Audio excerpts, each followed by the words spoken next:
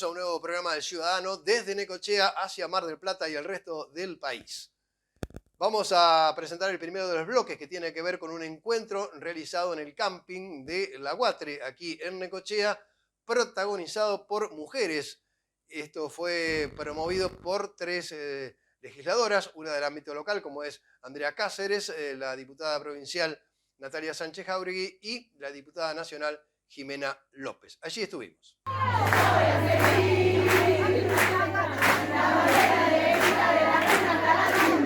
Así, con ese clima festivo, se realizó el sábado último en Necochea el encuentro de mujeres con el eslogan La Sociedad del Cuidado.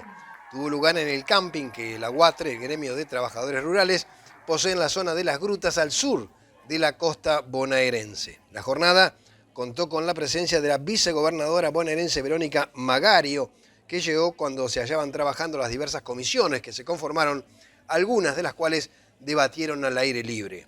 Encuentros similares se realizaron en otras ciudades. Desde Necochea, para mujeres de la quinta sección electoral, la convocatoria fue hecha por la diputada nacional Jimena López, del Frente Renovador, la diputada provincial Natalia Sánchez Jáuregui, del Partido FE, y la concejal camporista Andrea Cáceres, enroladas en el Frente de Todos. La verdad también nos parece muy importante que en este marco se genere un repudio y un acompañamiento particularmente a nuestra vicepresidenta, la doctora Cristina Fernández de Kirchner, después de todo lo que viene sucediendo y con ganas de que este mensaje también le llegue a ella, de que las compañeras del peronismo, del Frente de Todos, a lo largo y a lo ancho de la provincia de Buenos Aires le hacemos llegar todo nuestro amor y nuestra compañía a través de la militancia. La euforia que predominó en el encuentro no evitó que Natalia Sánchez Jáuregui se aferrara a la realidad, haciendo una advertencia a las militantes del kirchnerismo mirando hacia 2023. Lo que manifestó Natalia Sánchez Jáuregui con relación a 2023 es que, de acuerdo con lo que se percibe desde el propio oficialismo, si no mejoran los índices económicos, difícilmente puedan triunfar en las próximas elecciones.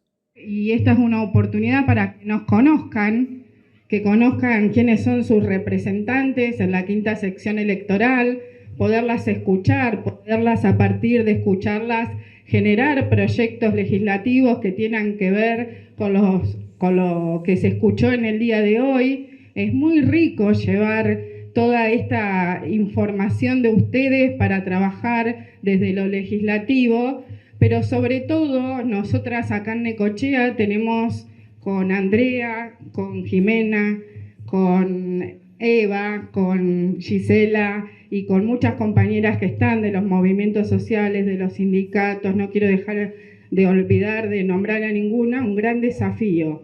Nos tocó ser quienes somos las caras más visibles de la representación política del distrito y eso a veces nos trae dificultades, porque realmente cuesta que los compañeros entiendan que muchas de las decisiones van a pasar por nosotras.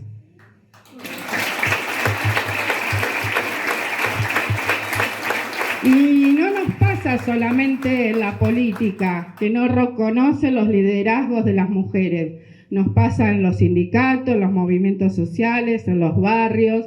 Entonces les vamos a decir que se vayan acostumbrando, porque la próxima elección...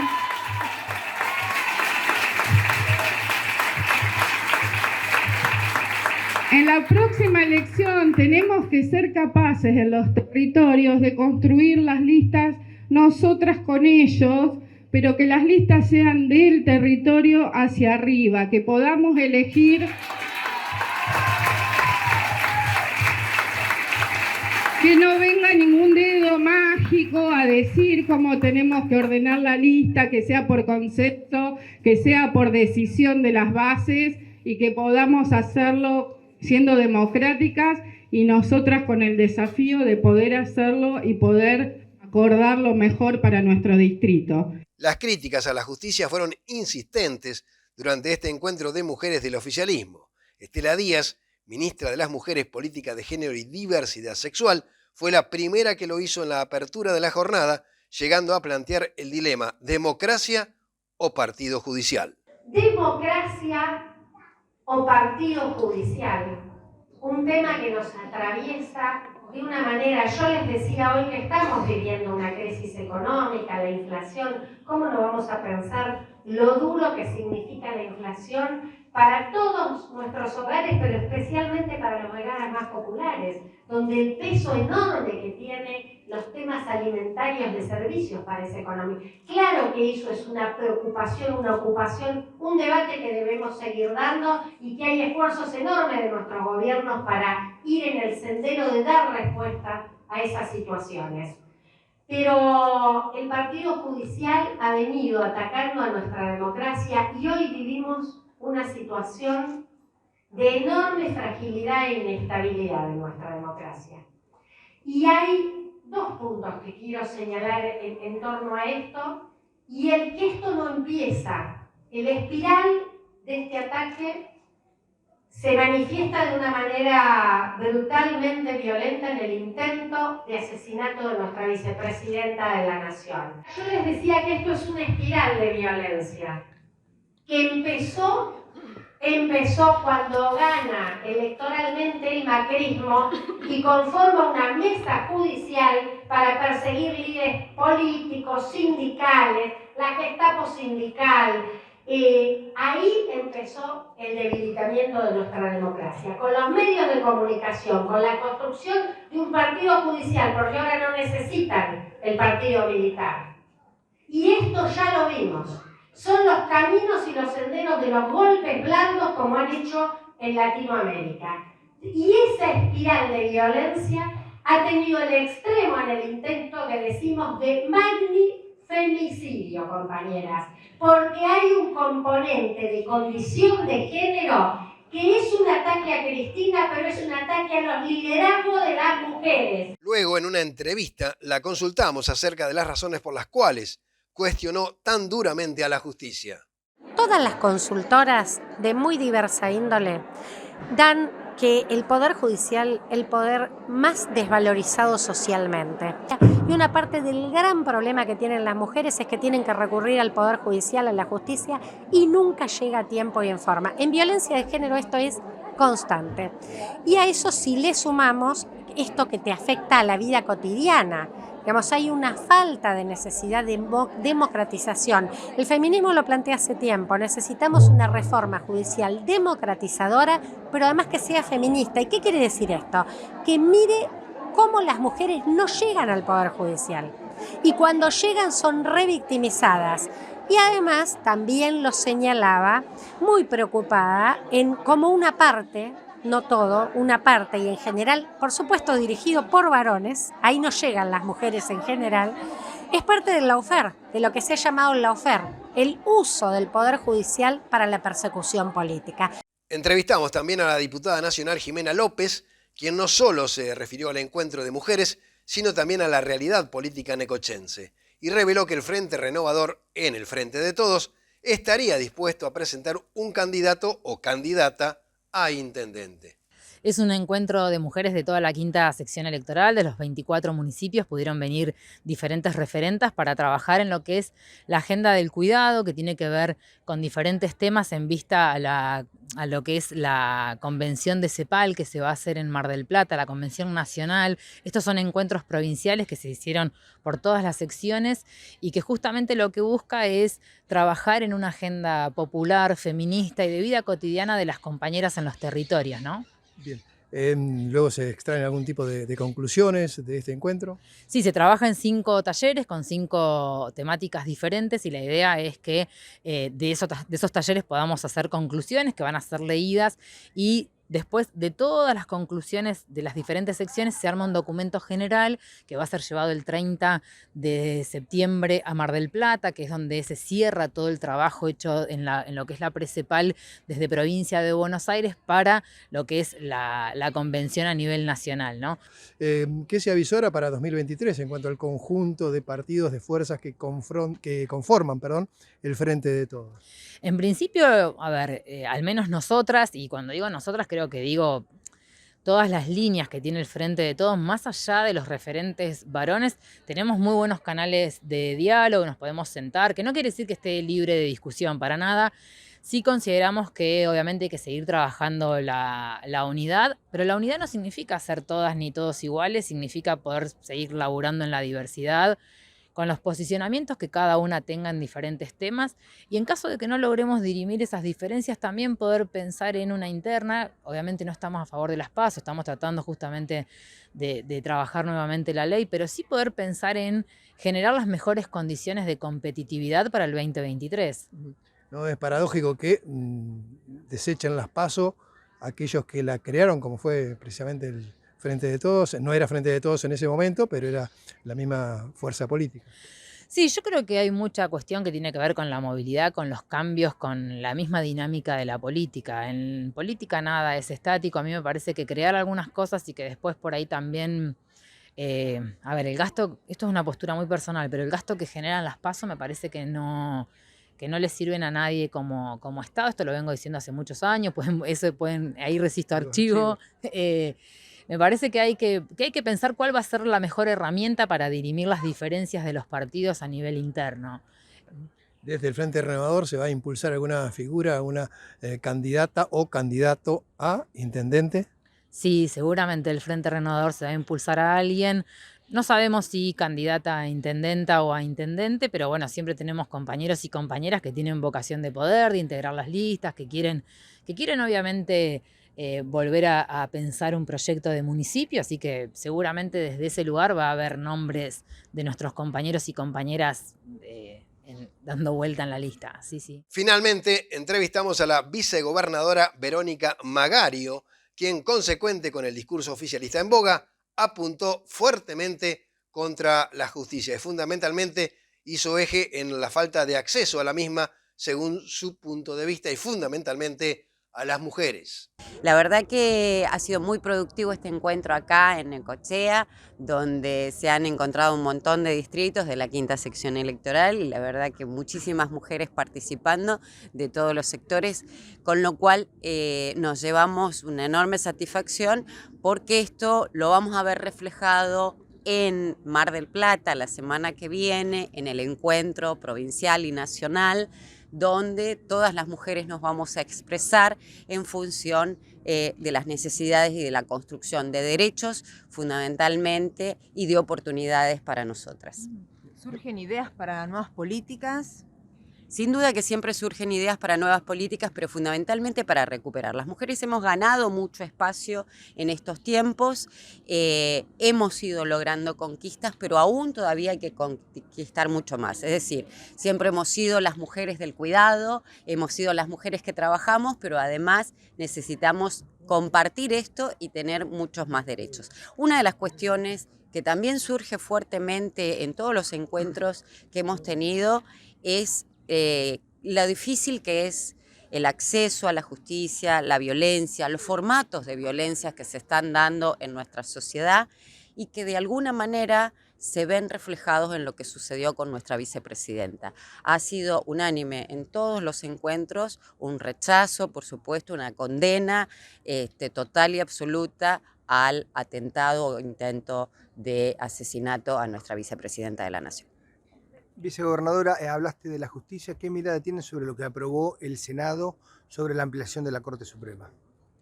Bueno, en primera instancia, el tema de la justicia, el acceso a la justicia, que es lo que más necesitamos. Digo, si nosotros tenemos que discutir acceso a la justicia, es porque no se accede a la justicia. La Corte Suprema, como todas las instancias, lo vemos reflejado desde lo que le sucede a Cristina hasta lo que sucede en un barrio frente a un hecho de violencia. Y en esto con Estela siempre lo trabajamos. ¿Cuánto les cuesta a nuestras mujeres en los barrios poder acceder a la justicia? Cada vez que van y hablan, parece que hablaran frente a desconocidos que no entienden de sus problemas y de sus problemáticas. Digo, la justicia tiene que funcionar en función de lo que la sociedad necesita. Y en este sentido es donde nosotros decimos, necesitamos una justicia que realmente haga justicia. Hacemos la primera pausa, ya volvemos. Expolovería 2022. La muestra agropecuaria, tecnológica y educativa sigue creciendo y en octubre se viene la segunda edición con la participación de más empresas, nuevas ofertas y lo último en tecnología. Además, charlas para estudiantes, concurso de novillos, capacitaciones para profesionales y productores y la posibilidad de ver, conocer y aprender sobre herramientas y maquinarias. Con patio de comidas, juegos, shows en vivo y la experiencia de vivir en realidad virtual. Del 14 al 16 de octubre te esperamos en el predio de la Sociedad Rural. Entrada libre y gratuita. Expo Lobería 2022. Haciendo futuro.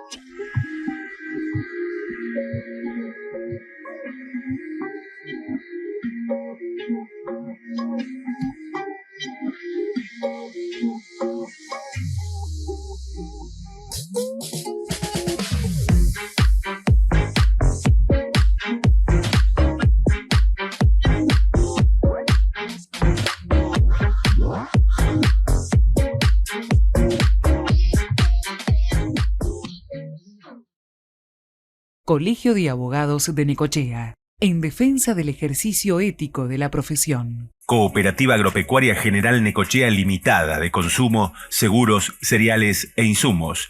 Desde siempre, al servicio del productor agropecuario. Colegio de Escribanos de la Provincia de Buenos Aires, Delegación Necochea. Manteniendo siempre los principios en que se sustenta la institución del notariado, con la finalidad de afianzar los valores jurídicos de seguridad y certeza que para su pacífica convivencia requiere la comunidad. Hay remedios que pueden ser peores que la enfermedad, los que se venden fuera de la farmacia. Proteja su salud y busque el remedio donde debe estar. El remedio está en la farmacia. Se lo recomienda el Colegio de Farmacéuticos de Necochea.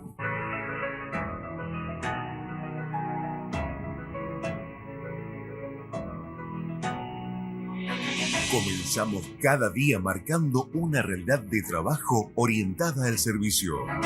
Respetamos en cada decisión los compromisos y respondemos a los intereses del sector. Nuestra premisa de gestión es ofrecer un servicio público, sostenible y de calidad. Somos líderes en transparencia y calidad en logística agroexportadora. Usina Salud. Comunicate al 42 5715 o al 42 1887. Ingresá también a www.usinasalud.com.ar. Unión de Trabajadores de Entidades Deportivas y Civiles, UTEDIC. Secretaria General Jorgelina del Mazo. Calle 66, 3178, teléfono 52 6840. CAPROC, Cámara Industrial de Producción y Servicios de Puerto Quequén. Aportar desde el conocimiento y la experiencia. CAPROC. Contacto info@caproc.com.ar.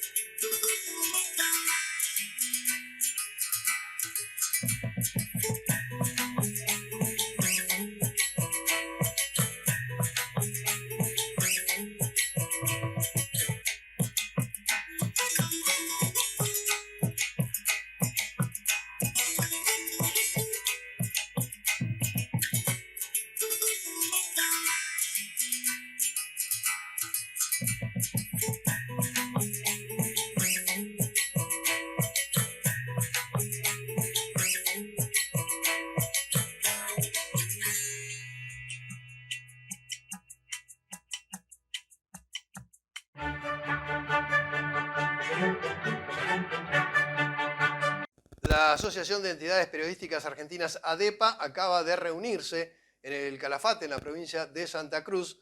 Participó allí quien es presidente del comité estratégico de esa entidad, del necochense Guillermo Ignacio, quien durante 25 años tuvo a cargo la dirección de TSN, el canal televisivo, y también durante 25 años ejerció la dirección del matutino local Ecos Diarios. Hablamos sobre la actualidad del periodismo nacional.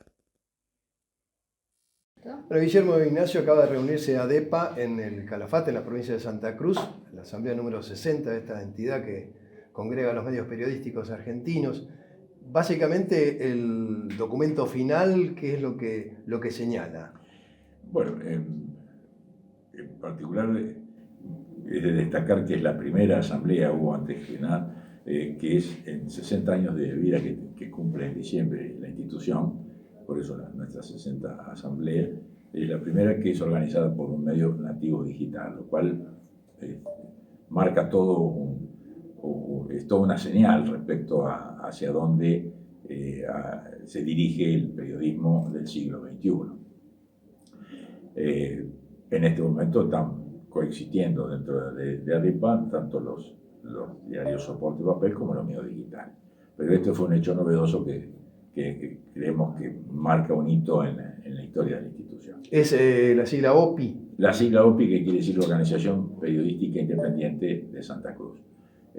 Un medio que surgió hace 18 años y realmente ha tenido una notable aceptación en virtud precisamente de sus cualidades señaladas ya en su título, que es el periodismo independiente, y lo han practicado y lo siguen practicando con absoluta solvencia y con el reconocimiento de toda su audiencia.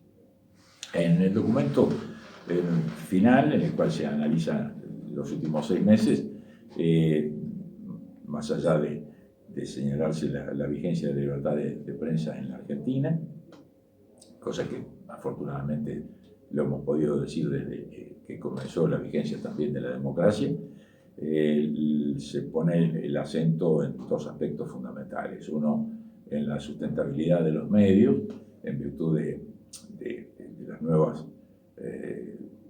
situaciones que provocan las grandes plataformas, en este caso tanto Google como Meta es la ex Facebook, con un mercado de trabajo de este tipo global. Sí. Mientras que los medios somos locales, hiperlocales o medios regionales, lo que genera una muy difícil competencia en el terreno publicitario. De hecho, las plataformas han absorbido gran parte, por no decir más del 70-80% del mercado publicitario a nivel global. Y esto, que en algunos años anteriores a la existencia de la plataforma pasaba a un segundo plano, hoy ha pasado a tener una enorme vigencia. Decía el tema de la sustentabilidad de los medios, porque para que precisamente pueda existir la libertad de prensa tiene que existir la prensa. La posibilidad de poder sustentarse, claro. Si la prensa no es sustentable, no hay libertad, no la puede ejercer. No hay medio a través del cual ejercer. Y el otro aspecto, que es el aspecto estrictamente institucional, el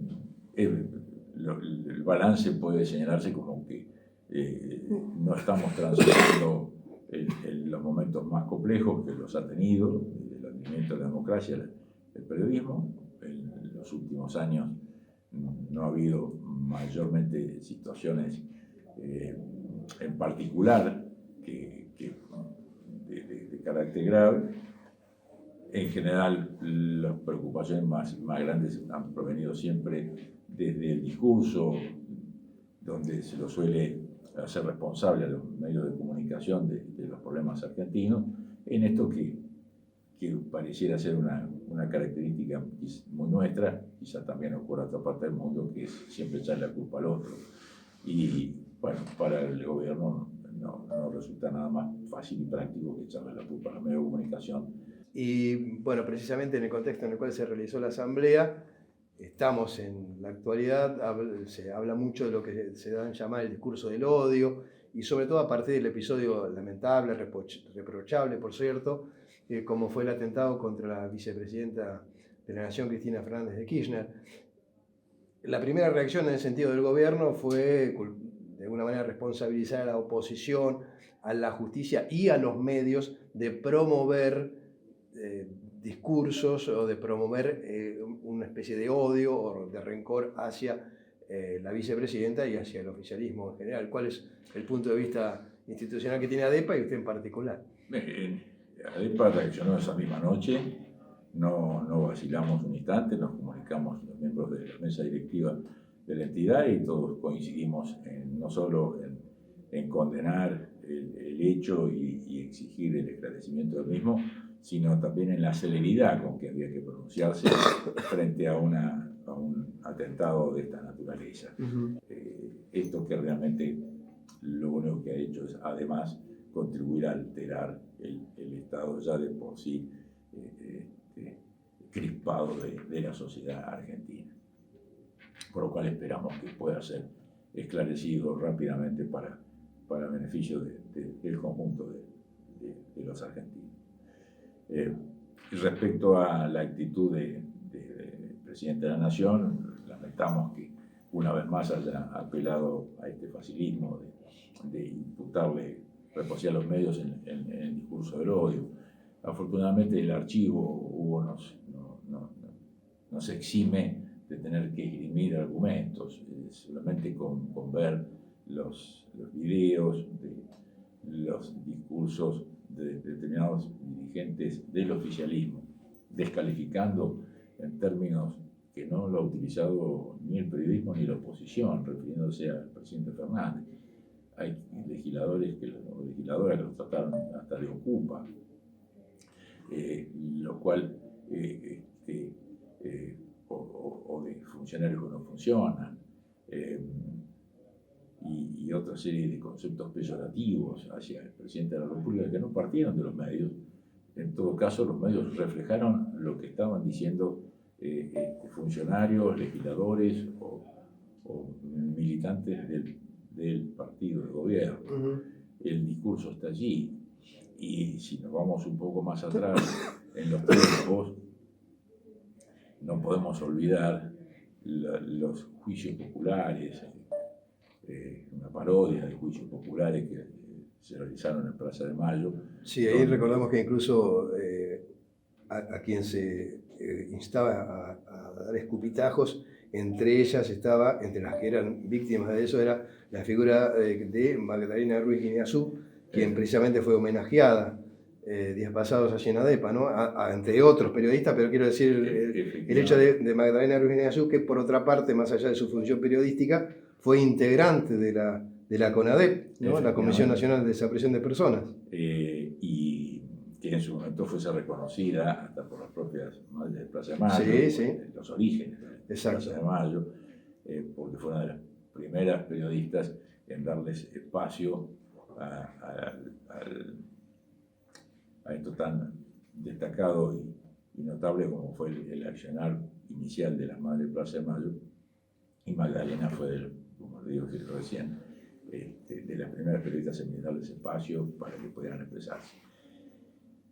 Pese a todo eso, lamentablemente se realizaron esa parodia de juicios, invitando, como usted bien señaló, Hugo, a que eran escupitajos sobre los afiches que estaban en la Plaza de Mayo con los rostros de determinados periodistas. Eso no es un discurso de amor, precisamente. Entonces se hace muy difícil creer que se convoque al amor y al diálogo cuando se parte de una base tan exactamente en sentido contrario. Pero nosotros desde la institución sí estamos siempre abiertos al diálogo, lo hemos estado siempre y así lo vamos a estar. Y lo demostramos desde una entidad que es absolutamente plural. En la ADEPA están todos los medios que pueden representar todo el arco político, de Clarín, hablando por los medios de Capital Federal, pasando por La Nación, Crónica, Página 12, Perfil, Editorial Perfil, es decir, es una institución absolutamente desvinculada de la política. En ADEPA no hay un perfil político, por supuesto, no podría serlo, pero sí conviven distintas entidades periodísticas cuya simpatía con algún sector de la vida política argentina está perfectamente en claro. Y podemos debatir y discutir civilizadamente, como lo hemos hecho en esta última asamblea también. Y hemos podido emitir pronunciamientos en conjunto, aún con conceptos muy duros para quienes han tenido actitudes hostiles injustificadas hacia los medios de comunicación. Leía el informe que lo daba lectura Martínez Chevers, creo, de la Comisión de Libertad de Prensa de la Comisión de ADEPA, y ahí recalcaba en el título que la crítica de ninguna manera es un delito. Esto lo asocio con la posibilidad de que cuando se intenta regular algún tipo de publicación, a veces se comienza con cierto tenor y esto puede ser un camino peligroso, por decirlo de una manera, para conculcar libertades más próximamente. Sí, desde siempre hemos señalado que el discurso puede ser, o la crítica puede ser de tono elevado, incluso vehemente, pero esto es el libre juego de la democracia. Bajo ningún concepto se puede pretender fijar marcos hacia ese discurso. Y cuando hablamos de discurso, tanto del discurso que parte desde el sector político, ya sea gobierno u oposición, como las críticas que pueden ejercerse desde la prensa. Todo eso conforma el debate y el discurso que la sociedad necesita para contar con la información más acabada posible, con la información más transparente y con la mayor aproximación posible a la verdad. Si se empiezan a fijar restricciones o límites, ¿y quiénes los fija y de qué manera? Si se llega a cometer algún tipo de agravio, bueno, para eso está la justicia, para que luego la justicia, si alguien se ha sentido agraviado, calumniado o difamado, pueda acudir a la justicia, y de hecho en algunas oportunidades, si no se ha alcanzado una solución por mediación o vía extrajudicial, se ha llegado a que haya habido algún tipo de condena. Es decir, que no hay una impunidad de los medios de comunicación para decir lo que a los medios se les antoje. Vamos a hacer una breve pausa y vamos a seguir luego dialogando con Guillermo Ignacio, presidente del Comité Estratégico de ADEPA.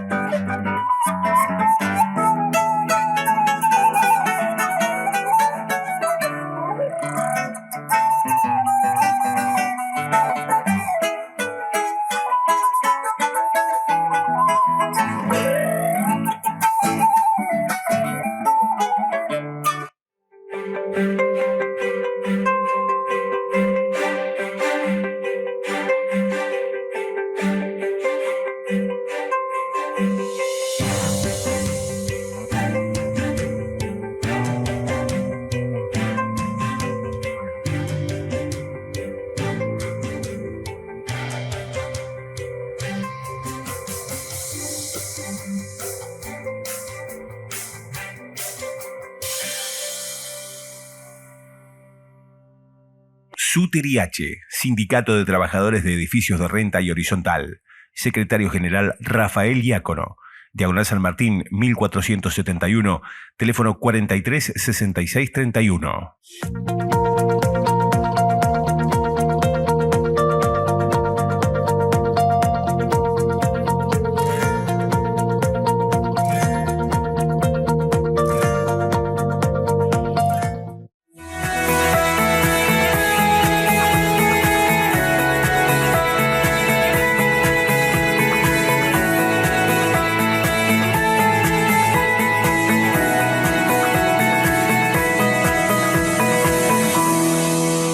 Centro de Acopiadores de Cereales Zona Puerto Quequén, contribuyendo a la renta nacional, provincial y local, apostando siempre al trabajo y al mejor servicio.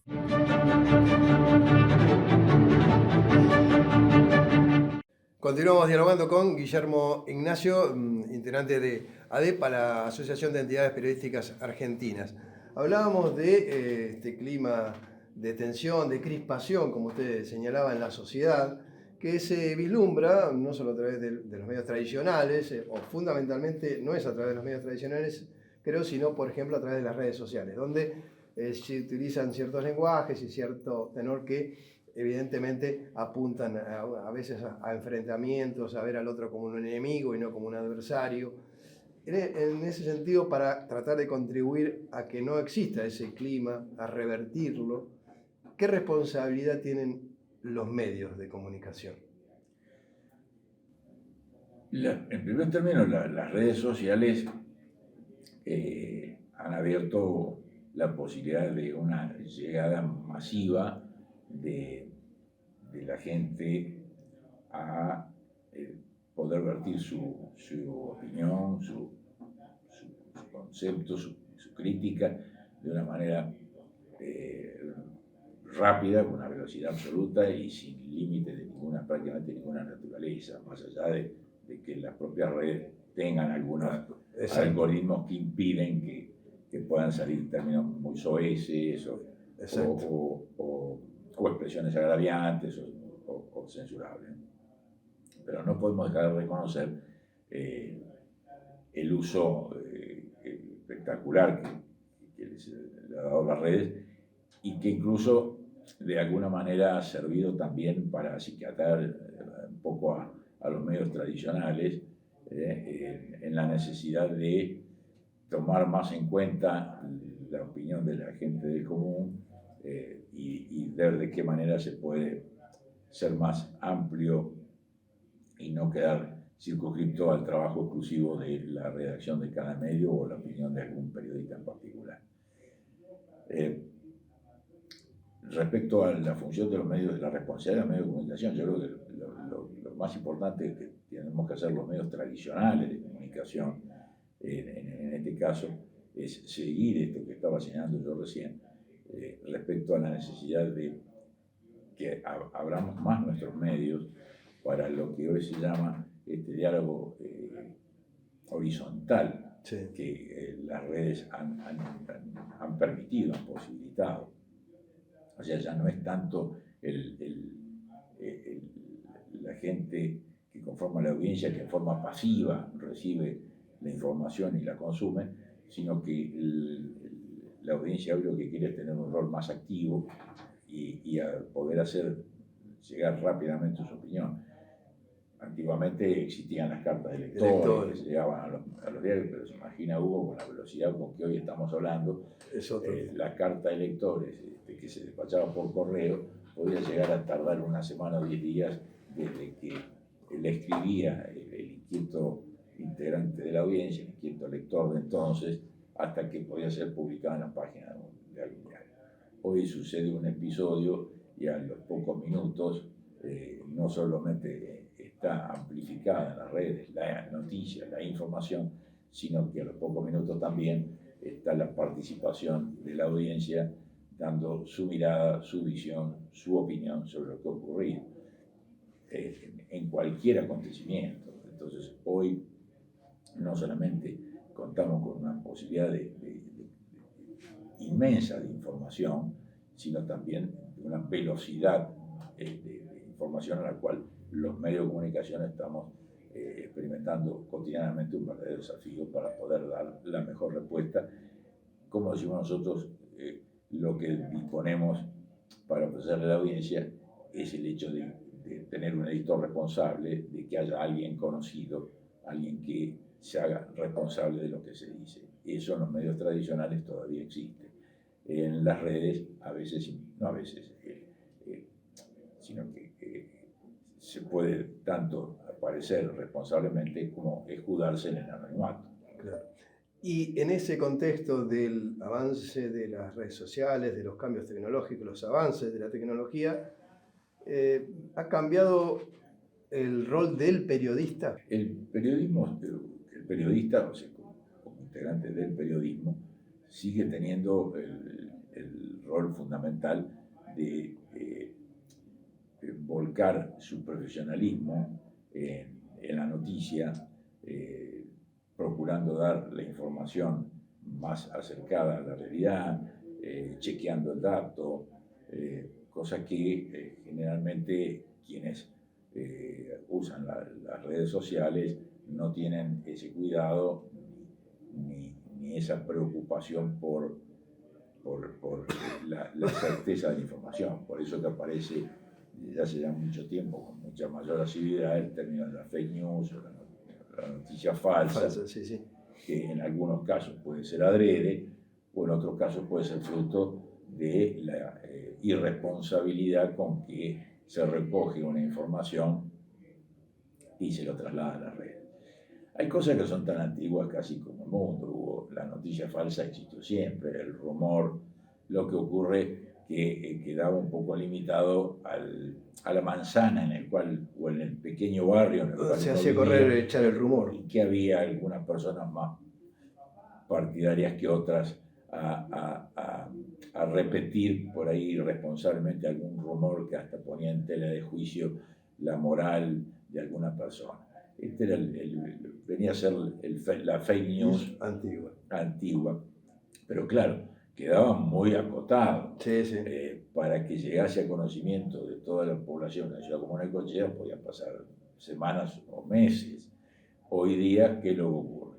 Tanto la información correcta como la información falsa, a través de las redes sociales y a través de los nuevos medios de comunicación, como son los sitios, las páginas web, que están actualizándose las 24 horas, todo vuela a una velocidad que no nos hubiésemos imaginado hace 25 o 30 años atrás, antes de la aparición de Internet. Y no solamente está el hecho de la velocidad, sino el alcance. Claro. O sea, lo que antes podía ser un grupo de vecinos que se juntaban en un café a compartir algún rumor, hoy es el mismo rumor, usted lo sube a la red y es un rumor global. Se viraliza, como se dice, y rápidamente se da. Y da la vuelta al mundo entero. Si a alguien le puede interesar en el lado opuesto de nuestro país, en la China, también tiene la posibilidad de cosa que sin la existencia de Internet no había.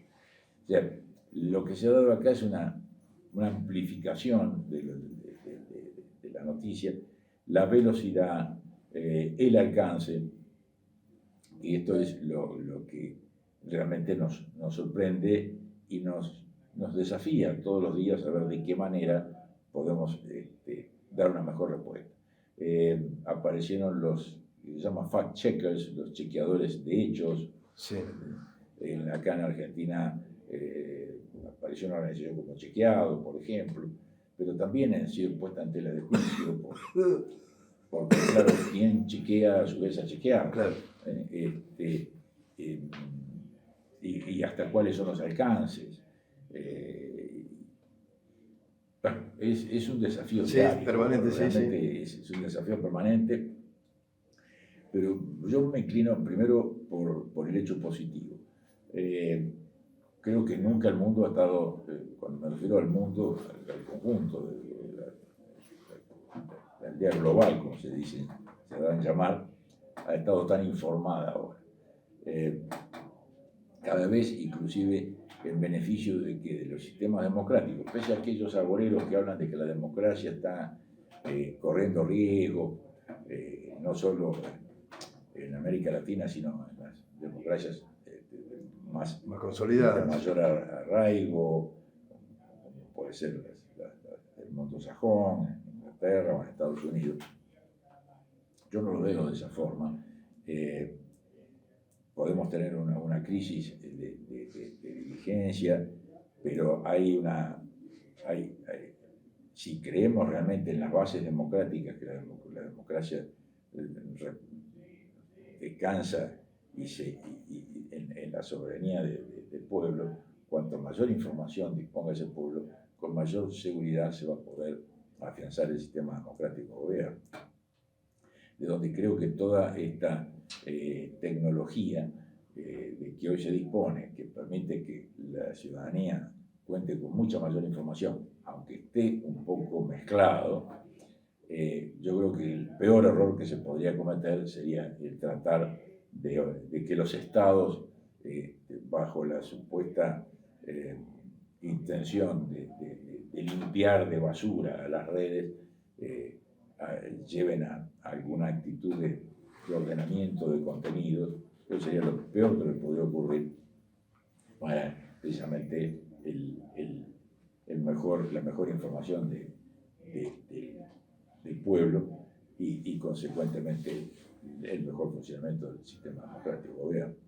Yo creo, y en esto le vuelvo a reiterar, tengo un cierto optimismo, no solamente para donde ya actualmente rigen el sistema democrático, sino aún en aquellas naciones donde todavía la democracia no ha hecho pie, que paulatinamente va a poder hacerlo, merced precisamente a que a los sectores autoritarios cada vez les va a costar más trabajo, a los dictadores les va a costar cada vez más trabajo el poder pretender mantenerse aislados de lo que pasa en el resto del mundo y a su vez seguir sometiendo a su pueblo. Una tarea compleja, pero medido en términos de un ser humano, 20 o 30 años puede parecer mucho, dado nuestro efímero paso por la Tierra, pero que medido en términos de la humanidad no implica nada. De la misma manera que no hay ninguna duda de que hoy la humanidad en su conjunto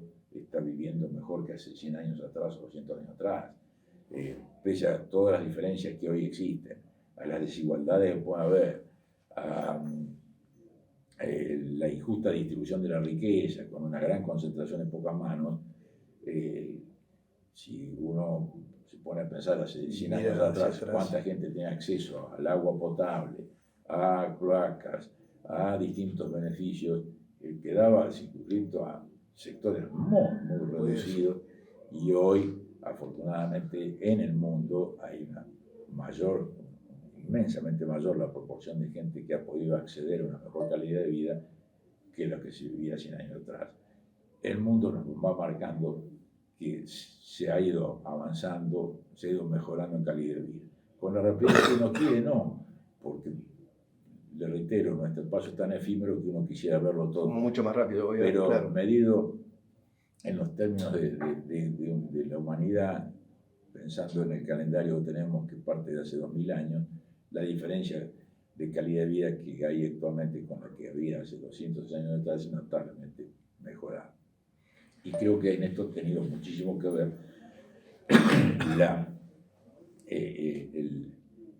la posibilidad de que la información llegue a manos cada vez mayor cantidad de gente.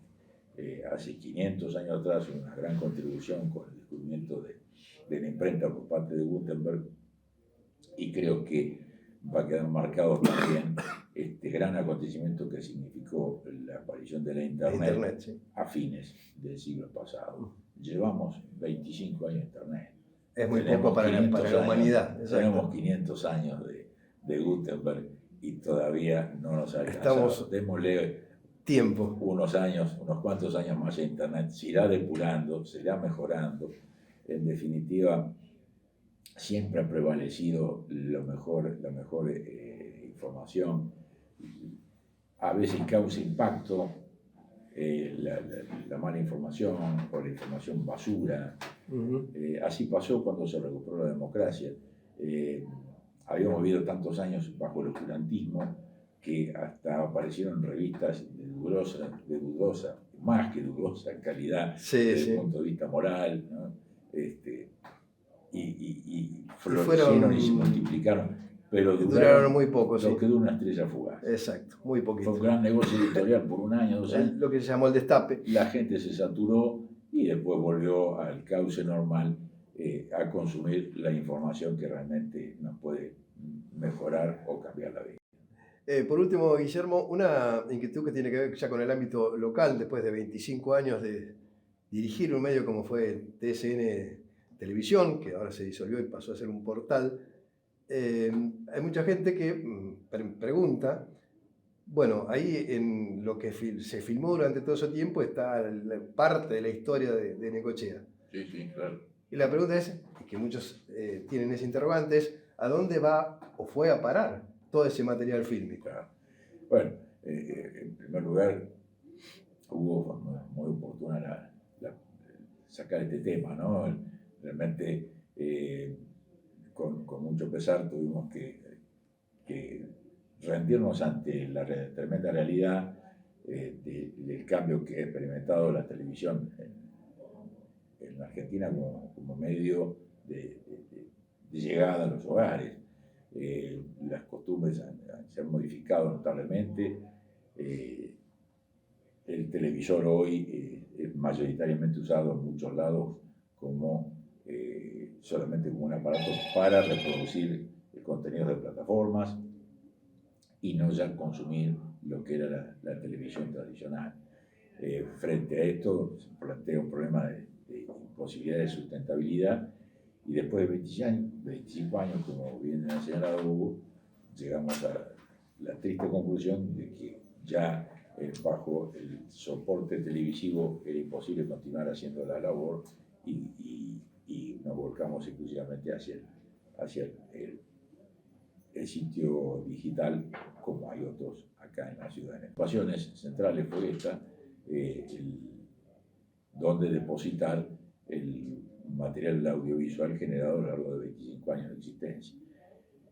Y se nos ocurrió que nada mejor precisamente que el Centro Cultural y Biblioteca Popular Andrés Ferreira, institución más que centenaria de Necochea, con una trayectoria celebrada por toda la comunidad, fuese el depositario de ese material. Así si lo transmitimos a las autoridades en la persona del doctor Juan Marraro y del director del Centro Cultural, Alberto Franco, quienes de inmediato no solo aceptaron más que de buen grado ser depositarios de eso, sino que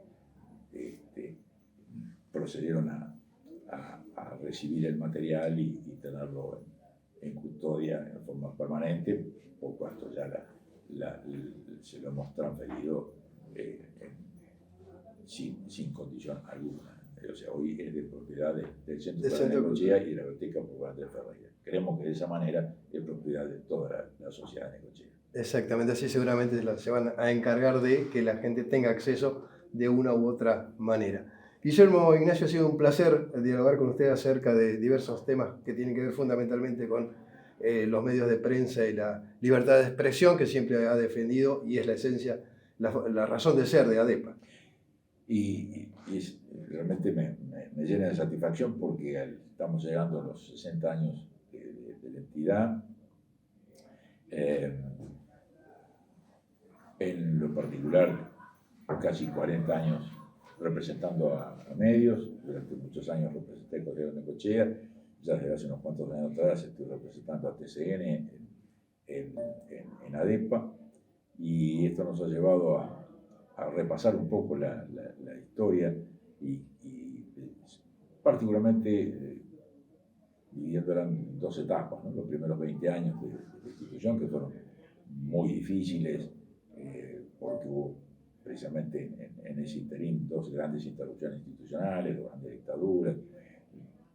Si hoy pensamos que hay una vida agitada, imaginar lo que fueron las interrupciones institucionales, aún en la etapa tan dura también del periodo constitucional del 73-76, donde se cometieron atrocidades también, en una lucha espantosa. Bueno, precisamente hace pocos días se cumplió un nuevo aniversario del asesinato de José Luis Rucci, que en ese caso me tocó cubrirlo, el velorio y sepelio, como periodista de los diarios, y que viajamos a Buenos Aires, con quien entonces también colaboraba fotográficamente, que era Abel de Castillo. Y después tenemos la otra etapa de ADEPA, iniciada en el año 83, hasta el presente, que vamos a cumplir 40 años de democracia el año que viene, y también de una renovación de autoridades de la institución en los últimos 40 años. Y repasando los colaboradores que hemos tenido, quizá pocos lo conozcan acá en Necochea, también Hugo Moller fue integrante del noticiario de la prensa argentina, así se lo llamaba, cuando usted estuvo por Buenos Aires en los años 87. Exactamente, se cumplía 25 años ADEPA en ese momento. ADEPA cumplía 25 años. El trabajo de la publicación que tenía que ver con ese aniversario, ¿no? Aniversario, y que me tocó con suerte ser por primera vez electo presidente de ADEPA, con la presidencia de la Nación por parte de Raúl Alfonsín, quien asistió a nuestra comida, como usted recordará, a la comida aniversario de ADEPA. Y en aquel entonces la pluma de Hugo también estaba presente en el noticiario de ADEPA. Así es. Guillermo, muchas gracias. Muchas gracias, Hugo. Llegamos así al final de un nuevo programa del Ciudadano. Nos reencontramos el próximo miércoles a las 23:30 y la reiteración por Somos a la hora 11 del jueves. También, por supuesto, nos puede ver por las redes sociales, incluyendo YouTube y nuestro portal www.elciudadanonecochea.com.ar. Hasta la próxima semana.